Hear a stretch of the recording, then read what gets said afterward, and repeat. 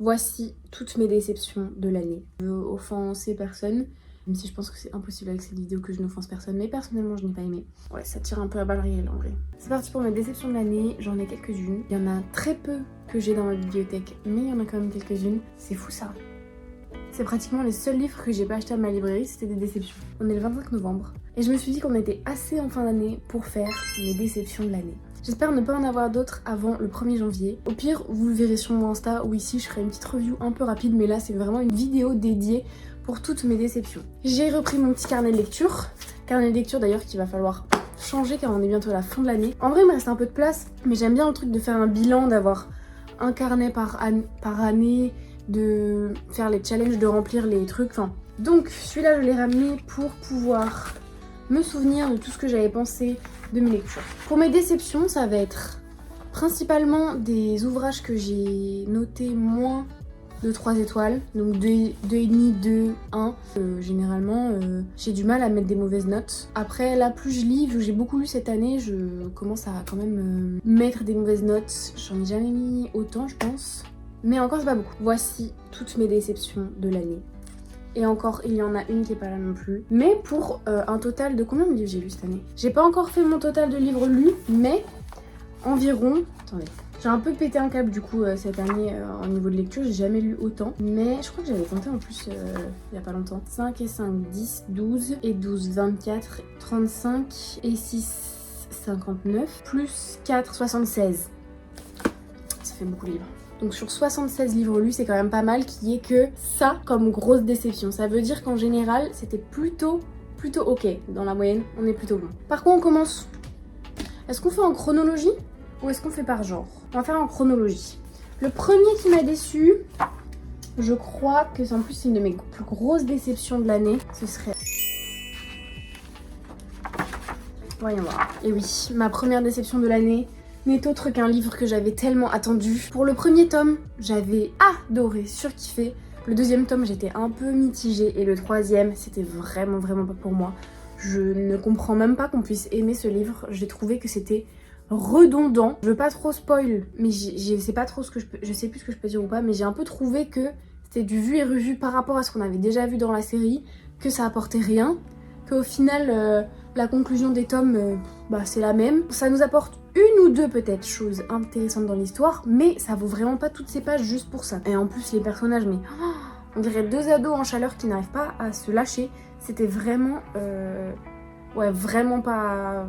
J'ai l'impression qu'en fait on aurait pu le sauter et qu'on aurait pu passer au 4 direct quoi. Et donc là je parle évidemment de Onyx Storm. Donc là c'est la version anglaise que j'ai lu, voilà, j'ai même pas lu la traduction hein, donc je peux pas dire non mais c'est la faute de la traduction.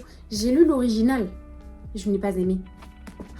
J'étais vraiment trop dégoûtée. J'adore cette série, j'adore les dragons, j'adorais les persos, mais vraiment ça, j'ai pas pu. C'était pas possible. C'était vraiment pas possible. Je me souviens en plus que je l'avais lu en même temps avec une pote et elle était vraiment d'accord avec moi. Genre on était toutes les deux en train d'avancer dans notre lecture en mode c'est compliqué, comment on va faire pour finir ce livre. C'est vraiment, je pense, une de mes plus grosses déceptions. Parce que pour le coup, celui-là j'étais vraiment hype. Dans toutes mes déceptions, il y en a... Pourquoi il fait ça lui? Genre lui il est parallèle tu vois. Lui, il a décidé de faire un petit angle. Bon. Dans mes déceptions, il n'y avait pas beaucoup de livres pour lesquels j'étais hype. C'est des livres que j'ai pris en mode bon, je vais les essayer parce que je peux les avoir. Mais il y en a que deux vraiment. Si jamais j'étais pas libraire et il fallait que j'achète tous mes livres, il y en a que deux que j'aurais acheté, que deux que j'aurais lu. Et du coup, ça aurait fait que deux déceptions. Ouais, il y a celui-là et du coup un autre plus tard, mais vraiment celui-là, je suis tellement déçue. Et en plus, je l'ai acheté parce que j'étais en alternance à ce moment-là, donc j'étais encore à la fac. Donc j'avais pas le livre sous les mains quand il est sorti. Donc ma pote l'avait acheté à sa librairie qui était à côté de notre fac. Bah je suis obligée de le garder. Qu'est-ce que je l'avais mis dans mon livre?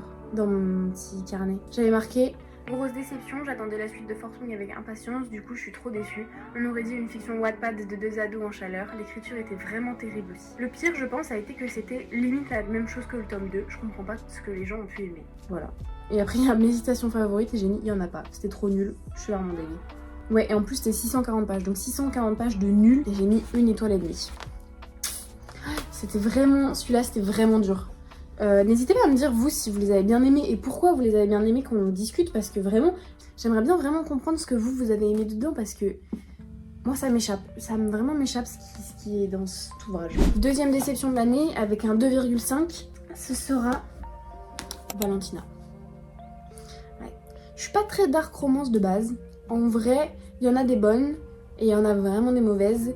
J'ai plus vu de moyennes que de bonnes, c'est pas vraiment mon style. J'ai vraiment du mal avec la violence gratuite, avec la toxicité des relations, le kidnapping et tout, c'est vraiment pas mon délire.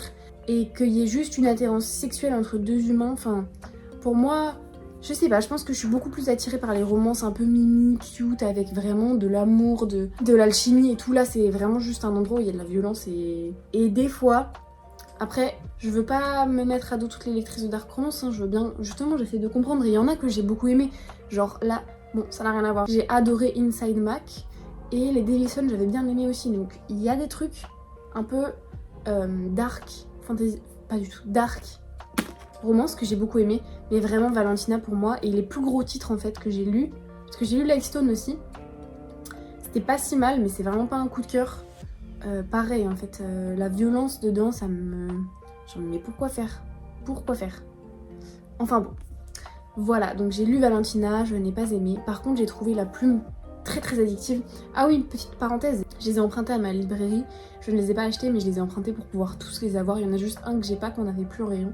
Mais du coup, pour avoir un peu un truc à présenter devant la caméra, j'ai ramené toutes les versions des ouvrages que j'aime pas. J'en ai que 2 que j'ai achetés que j'aime pas. Et je les ai achetés parce que j'étais genre en vacances ou j'étais pas à côté de ma librairie et que je voulais vraiment le lire. Bref. Valentina, qu'est-ce que j'en ai pensé du coup? La plume est hyper fluide. Effectivement, il y a vraiment un truc d'addictif dans la lecture, que t'as envie de toujours savoir la suite, que t'as envie de... Voilà, hyper bien dans l'accroche, dans la construction de l'addictivité pour le lecteur. Mais à part ça, en fait, il n'y a rien d'autre, je trouve. La plume, à part cet effet addictif, n'est pas très qualitative. Plus que ça, en fait, c'est juste une plume classique, quoi. Il n'y a rien de plus que d'autre. Les personnages, j'y ai pas accroché. Il n'y a pas vraiment de romance pour moi là-dedans. C'est juste de l'action, entre guillemets. Parce que de ce que je me souviens, les personnages, ils sont pas hyper encore sous le charme l'un de l'autre. On a juste une meuf qui se retrouve au milieu de tout un bazar sans vraiment avoir demandé. En effet, on fait une connerie, d'ailleurs, je sais pas quel vent lui est passé par la tête pour faire ce qu'elle a fait pour arriver là-dedans, mais évidemment que ça n'allait pas bien se finir, genre, quelle idée de faire ça. Enfin bref, j'ai pas trop apprécié ouais, l'intrigue, les personnages, il n'y a rien vraiment que j'ai aimé dans ce livre, je pense. À part du coup cette plume que je reconnais était très addictive. J'ai noté... J'ai sauté plein de paragraphes, à part l'effet addictif que je peux comprendre, rien n'était bien. Le caractère du personnage principal est insupportable à la lecture. Aucune alchimie entre les deux protagonistes, je trouve le déroulement, les happenings et les persos pas bien construits, et de surface. Plus un petit peu du syndrome de Stockholm. Et après j'ai mis, je le recommanderais pas honnêtement. De 1, il n'y a pas besoin que je le reco pour qu'il se vende, et de 2, j'ai pas aimé donc je le recommanderais pas. Ouais. Il fait que 350 pages, je me souvenais pas, c'est vrai qu'il est fin. Donc effectivement, voilà, c'est vraiment une déception pour moi. Je comprends pas trop qu'il ait eu autant de hype quand on voit d'autres dark romances qui sont vraiment plus qualitatifs que ça. En tout cas, dans mes goûts personnels, je veux offenser personne. Même si je pense que c'est impossible avec cette vidéo que je n'offense personne. Mais personnellement, je n'ai pas aimé. Voilà. Je pense qu'on va passer à autre chose. Lightstone, je lui ai quand même mis 4 étoiles. J'ai dit... Moi ça va, je m'attendais à mieux quand même. En vrai c'était bien, mais ça aurait été mieux si le mec n'avait pas de réaction démesurée quand la meuf fait littéralement la même chose que lui. En fait j'ai trouvé qu'il y avait trop de mal fait gratuitement à la fille. Sinon, chouette écriture et création des persos. En fait, ah oui, 800 pages ressenti 500. C'était vraiment ça en fait. Le mec il va faire un truc, il va être en mode mal alpha, moi je vais draguer une meuf devant toi. Elle fait bah ok, bah moi je vais draguer un mec alors. Et là bam, sort son pistolet, tue le mec, mais... Pourquoi tu fais un truc que tu aimerais pas qu'on te fasse? Genre, enfin bref, ça me dépasse. C'est pas grave, c'était pas une déception parce que c'était un 4 étoiles. Limite à la fin avec le cliffhanger, je me serais dit bah pourquoi pas lire la suite. Mais prochain ouvrage que j'ai pas aimé, je pense pas que ça va vous parler parce qu'il est pas hyper connu et en plus je suis principalement une lectrice de romantasy, fantasy, romance, donc on parle pas beaucoup de polar et j'en parlerai pas beaucoup, donc je sais pas si mon audience, vous mes chers viewers, au secours, si vous en lisez, enfin bref. Du coup ça c'était un polar qui est sorti cette année, D'ailleurs j'ai eu la chance de travailler sur les quais du polar cette année et sur notre stand il y avait cette autrice. C'est du coup In Extremis de Anouk Schutterberg. Je sais pas pourquoi j'ai pas trop accroché, j'ai vraiment... Pourtant je crois que c'est une autrice plutôt chouette. Je sais pas, j'ai lu le SP et ça m'a pas du tout convaincue de mon souvenir. Je vais vous lire parce que je m'en souviens plus trop. J'avoue qu'à ce moment-là je lisais pas mal de polars justement pour cet événement des quais du polar. Et donc, je me souviens pas de tout. J'ai vraiment pas trop aimé, j'ai trouvé l'écriture ni fluide ni complexe, et pareil pour l'histoire. On ne rentre pas trop dans l'élan du livre, tout semble brouillon et complexifié, soit pour rien, soit de façon mal faite. Je pense pas le recommander, ou alors à une personne qui aime bien quand c'est complexe et qui s'en fiche d'une belle écriture. Ouais, ça tire un peu à balles réelles en vrai. Mais ouais, je me souviens que je l'avais lu, il fait quoi 400 pages, que j'avais un peu galéré, j'avais dû ramer parce que... Moi j'aime bien quand la plume est fluide, la complexité ou pas je m'en fiche tant que c'est fluide et tant que l'histoire est plutôt... Enfin tant que l'histoire est bonne en fait. Donc ouais, il m'a pas marqué, j'ai quasiment oublié tout ce qui se passait dedans. Si je le relisais, je pense que carrément je redécouvrais l'histoire parce que je l'ai oublié. Je sais juste que ça se passe je crois à côté des montagnes, genre à Chambéry ou un truc comme ça. C'est un des seuls trucs dont je me souviens. Enfin bon, il m'a pas marqué celui-là. Ensuite, lequel ? Si jamais vous souhaitez que je vous fasse des revues de mes lectures de l'année sur des genres en particulier, par exemple si vous voulez que je parle de toutes les romances, tous les polars, toute la littérature que j'ai lue, de mon point de vue du coup, donc que vous commencez à connaître d'une lectrice habituellement drivée entre guillemets par la fantaisie, l'action, le dynamisme, tout ça, ce serait avec grand plaisir. Honnêtement, au début de l'année, j'ai pas eu beaucoup de déceptions parce que là, ce que je vois, l'autre déception elle est en juillet, donc là, de janvier à juillet, j'ai eu que deux déceptions dans mes lectures. Honnêtement, c'est plutôt correct. Hein. Je l'ai lu cet été sur la plage. En plus, j'étais dans des bonnes dispositions pour la lire. Au camping et tout, c'était trop chouette. Donc, ouais, je pense que c'était juste... je sais pas, c'était pas pour moi. C'est Flawless de Elsie Silver. J'en avais beaucoup entendu parler sur les réseaux de cette série de livres de romances de cette autrice. Dans tous les cas, l'idée me chauffait, l'ambiance me chauffait. Enfin, ça pouvait être sympa d'avoir un truc sur le monde du rodéo. Moi, je suis toujours... ouverte à lire des romances ou des ouvrages dans un sujet que je connais pas trop ou auquel je suis pas familière justement. Je trouve ça très intéressant parce que tu apprends un petit peu du coup ce genre de choses. Là, ça l'a pas fait pour moi. Mais de tête, je crois que j'ai pas accroché entre l'alchimie des personnages et aussi gros bémol sur cet ouvrage qui est du coup en français chez les éditions Ito. Ito, je vous adore hein, quand même. Parce que Inside Mag, j'ai kiffé. Je crois qu'il y en a d'autres chez vous que j'ai kiffé.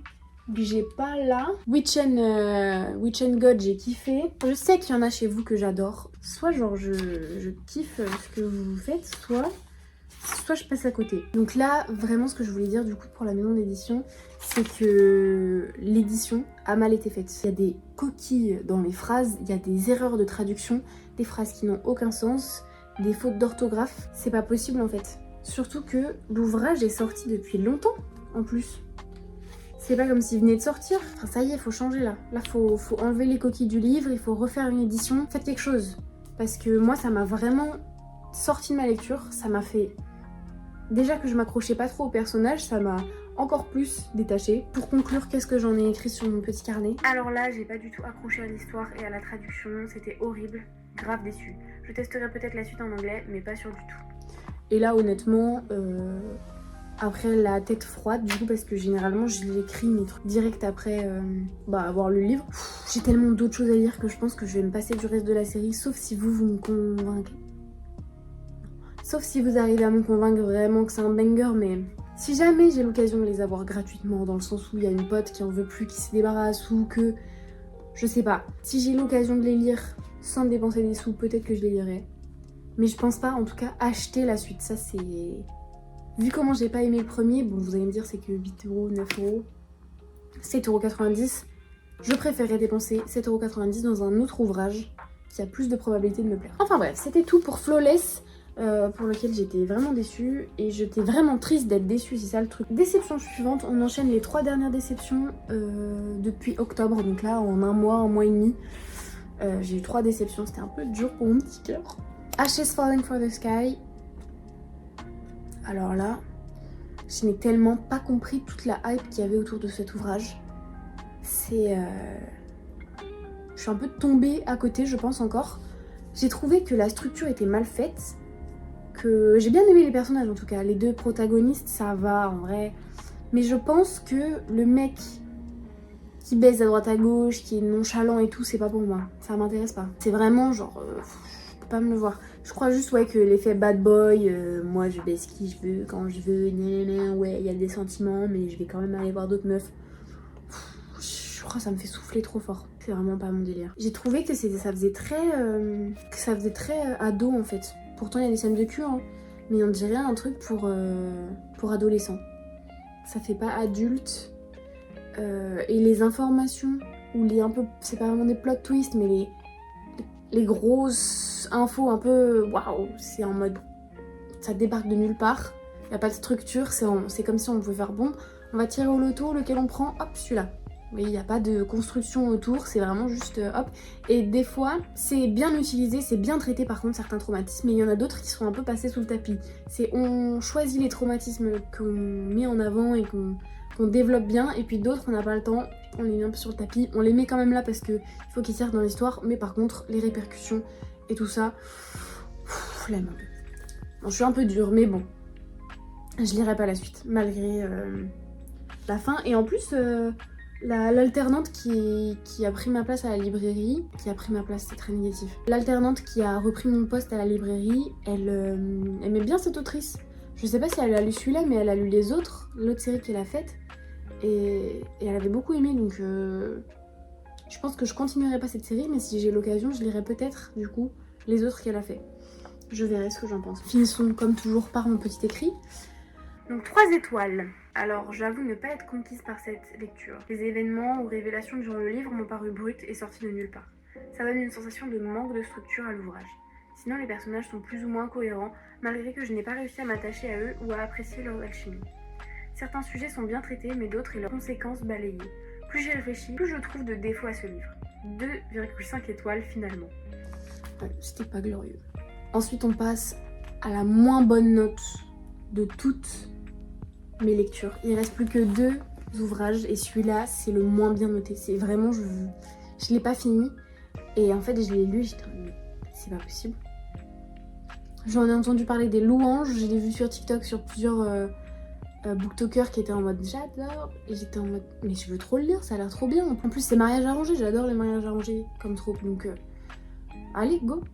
En plus ça avait l'air un peu style chez des gens friqués, un peu mafia mais pas trop, enfin ça faisait un peu un truc un peu sombre comme ça, donc je me suis dit allez, ça part. Grosse déception.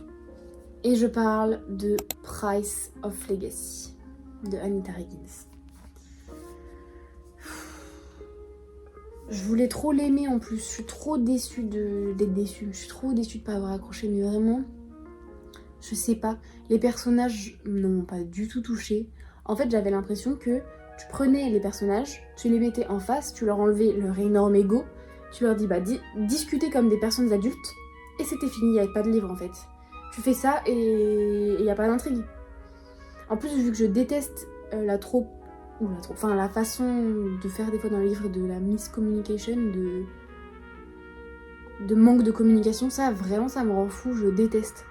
C'est vraiment un truc qui peut me faire ne pas aimer un livre, c'est quand il y a vraiment un malentendu mais simple quoi, genre t'as une discussion, c'est fini, ça me décroche de fou. Je me dis, des enfants en fait, genre discuter, on est des adultes, on parle, on a la parole, on est des humains, on n'est pas des animaux, on parle. Tout va bien, tout va bien. Ok, superbe, il est pas abîmé. Si j'en ai abîmé un, je me tire une balle. Parce qu'en plus là c'est Noël, donc faut pas que je dépense mes sous n'importe comment. Bon, le Onyx Storm il était un petit peu abîmé, mais ça je m'en fous, c'est le mien. Lui aussi, il va plutôt bien. Et celui-là c'est le mien aussi, donc on s'en fout. Ah bah tiens, il est un peu corné. Bon, je m'en fous, en plus je les aime pas, donc s'ils sont abîmés j'en ai vraiment rien à faire. Next, nous avons une déception très récente qui date d'il y a 10 jours, donc vous la reverrez sûrement dans mes lectures du mois.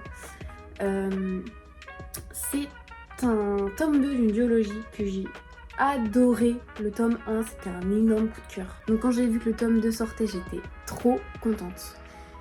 Et ouais, grosse déception. J'étais trop triste. Je sais pas, faudrait peut-être que je relise le 1 Mais je pense que le 1 était vraiment prometteur. Quand j'ai lu le tome 1, je venais de lire du coup Valentina, j'avais lu un peu avant Onyx Storm, j'avais lu de la littérature et du polar que je m'étais un peu forcée pour lire. Donc je pense que ça faisait longtemps que j'avais pas lu de fantasy qui m'avait vraiment plu. Donc peut-être que ça a disproportionné ma vision du truc, mais j'avais vraiment beaucoup aimé. Et je pense que les critiques que j'ai vues sur Babelio vont dans mon sens, donc il y avait une part de c'était vraiment bien. Du coup, quand j'ai lu le tome 2 et que j'étais déçue, c'était vraiment dur, ça m'a fait mal au cœur. C'est un livre d'une personne qui fait du coup de l'influence sur les réseaux sociaux et sur le monde du livre. Donc j'ai pas envie de me mettre des gens à dos, mais il faut que je sois honnête en fait, j'ai pas apprécié alors que j'ai vraiment adoré le 1, c'est vraiment honnête. Le 1, j'avais mis 5 étoiles, j'avais mis gros coup de cœur, j'avais mis un mot sur le livre en librairie pour le vendre dès que je pouvais, je le pitchais. Et il est là d'ailleurs, je vous spoil du coup. Le tome 2 de Affronter la nuit, donc Embraser le jour, ne m'a pas du tout plu. J'abuse. Ça va, mais j'ai été très déçue. J'ai trouvé que dans le 2, il est plus long, il est plus bâclé entre guillemets. Je sais pas comment ça s'est fait la rédaction, si elle a eu plus de temps pour écrire le 1 que le 2, s'il y avait une date, une pression de la part de la maison d'édition, ou je sais pas, même de elle-même, elle s'est mis une pression pour écrire le livre. Mais j'ai trouvé que soit ça méritait d'être une trilogie et d'avoir plus de moments développés, soit il y aurait eu des choses qu'on aurait pu enlever. En fait, j'ai bien aimé l'ajout de la 3e POV qu'on a. Ça, c'était assez intéressant. Le résumé du tome 1 au début du tome 2, banger, merci beaucoup. Mais à part ça, ouais. Je trouvais qu'il y avait beaucoup de potentiel dans l'histoire. Il y en a qui comparent un peu les idées à Force Wing, et c'est vrai que ça se ressemble parce que ça parle de dragons et de pouvoir, mais je trouve que ça avait quand même beaucoup de potentiel, et dans tous les cas, on ne dit jamais non à des ouvrages sur les dragons et sur une fantaisie bien faite, même si ça ressemble à tel machin autre. On dit jamais non, je trouve. Mais là, je pense que l'exécution du livre n'était pas pour moi et n'était pas à la hauteur des idées et de ce qui avait été posé dans le tome 1. Donc ouais, très très déçue. Je vais vous lire ce que j'ai écrit. J'ai écrit en plus parce que j'avais eu le droit à un service presse numérique de l'éditeur, et du coup j'ai fait un retour à l'éditeur après avoir lu ce service presse numérique. Je crois que je l'ai eu en numérique un jour avant qu'il sorte en papier, donc au final j'aurais pu attendre la sortie papier. Mais du coup j'ai fait un retour à l'éditeur qui était pas ouf, pour être honnête. J'ai pas réussi à aussi bien peser le pour et le contre et aussi bien mettre en avant le positif malgré tout le négatif que je pensais du livre. Enfin bref, du coup j'ai noté. Après le coup de cœur du tome 1, j'attendais avec impatience la suite. Malheureusement, j'aurais préféré attendre plus et avoir un ouvrage plus qualitatif. Les idées pour cette histoire sont intéressantes, mais j'ai trouvé beaucoup de choses trop rapides. Gros bon point pour le résumé du tome 1 au début du 2. Je sais pas si c'est parce que c'est de l'adolescent, parce que c'est visé pour de l'ado, qu'il y a beaucoup plus de simplicité et d'impasse. Cool histoire et lecture tout de même. C'est vrai que j'ai trouvé qu'il y avait pas mal d'impasse dans la lecture, enfin dans l'ouvrage en fait. Pas mal de moments où ça veut passer trop vite sur certaines choses. Par exemple, plusieurs fois, je crois que 2 fois, le personnage il est dans une certaine émotion, dans une certaine mindset, en mode il s'est passé un truc et du coup bah soit il est triste, soit il est heureux, soit je sais pas, il se passe un truc, et d'un coup elle va se dire non, c'est bon, ça suffit, stop. Et après c'est bon, ça continue. Et en fait, va falloir qu'elle m'apprenne, parce que pour moi ça marche pas comme ça dans la vie en fait. Malgré toute la bonne volonté que tu peux y mettre, des fois ton cerveau il te met des bâtons dans les roues, c'est pas d'un coup, il y a pas un switch où ça va direct. Même si tu veux aller de l'avant, tu vas essayer d'aller de l'avant, des fois il va y avoir des retours en arrière, des retours en avant, ça évolue quoi, c'est pas linéaire. Il y a aussi d'autres choses qui étaient un peu trop faciles à mon goût. À un moment, même 2 fois encore, elle dit le personnage principal ou le personnage sur lequel on est sur le point de vue est trop fatigué ou trop machin pour analyser ce qui se passe. En mode il se passe un truc très important et ils le voient, mais hop là, ils sont trop fatigués donc eux hier. J'ai trouvé que c'était trop facile et que c'était pas très réaliste. Et en fait c'est dommage parce que du coup tu peux pas te rattacher au personnage quoi, tu peux pas t'identifier du coup parce que ça marche pas comme ça dans notre... Ou alors certains humains marchent comme ça, mais il va falloir m'expliquer parce que j'avais encore jamais vu ça. Ah si, quand il y a le fameux moment où ils se disent je t'aime, moi non plus, c'est un peu en mode, vous savez les classiques fantasy où ils disent qu'ils s'aiment en s'engueulant. J'adore, Ça j'ai mis un peu en mode j'ai surligné, j'ai fait si.